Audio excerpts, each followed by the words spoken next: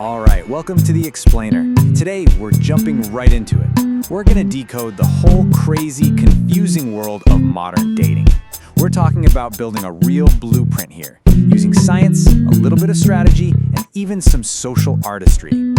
So, if you've ever just felt totally overwhelmed by all the dating advice out there, trust me, you are not alone.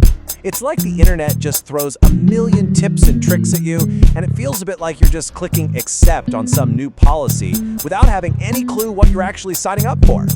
I mean, you're just bombarded with all this random, disconnected info, right?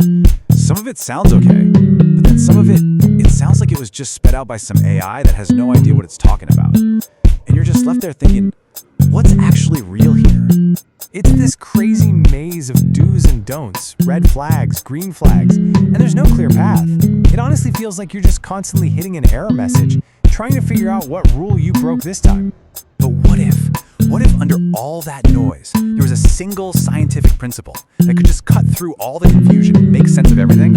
You know, like a core policy that explains how the whole system actually works? Okay, let's dive in. We're going to start with this really fascinating psychology experiment from back in the 70s. And seriously, it completely changed how we think about attraction. So the core idea here is something called the misattribution of arousal. And it's a wild concept. It's basically when your brain gets its wires crossed, and you end up mistaking one really intense feeling, say fear, for something completely different, like attraction. So here's how they did it. The researchers set up two totally different situations. First, you have this high, shaky, absolutely terrifying bridge, total adrenaline rush. Then, you have another one that's low, stable, completely safe. And at the end of both bridges, the same attractive woman was waiting to meet the guys. And get this, the results were incredible. The guys who walked across the scary bridge, they totally confused that fear-induced adrenaline, you know, the racing heart, the sweaty palms, for intense attraction to the woman. It's like their bodies were screaming danger, but their brains were whispering, wow, I think I'm falling for her. So that's the science. Kind of wild, right? But how does that actually apply to the real world of swiping and texting? Well, let's shift gears now and look at a very different, much more analytical way of looking at modern dating. Okay, so there's this writer, Alvaro de Menard, and he sees dating apps as just a ruthless numbers game. And I mean ruthless. Look at this number. His entire dating funnel gave him just 0.005 meaningful connections for every 100 swipes. Let me put that another way. That's one connection for every 20,000 swipes. Insane. And as he puts it, these are just brutal, soul-crushing numbers. His whole point is that you can't fight the math, so the only way to succeed is to accept that this is the system, and then optimize every single part of your approach. So, where do you start? Step 1 is improving the fundamentals. He calls these the table stakes. You know, the minimum you need just to sit down and play the game effectively. And this isn't just about looking good. It's about self-improvement as a sign of discipline and self-respect. Now this is maybe the biggest insight. Don't even try to appeal to everyone. Menard talks about his handcuff rule. And yeah, he literally put a picture of leather handcuffs on his profile. Why? It's about being polarizing. It's designed to actively filter out all the people who aren't a good fit, so you only end up attracting the ones who are. Okay, so let's move on to a different perspective and see how all this starts to build.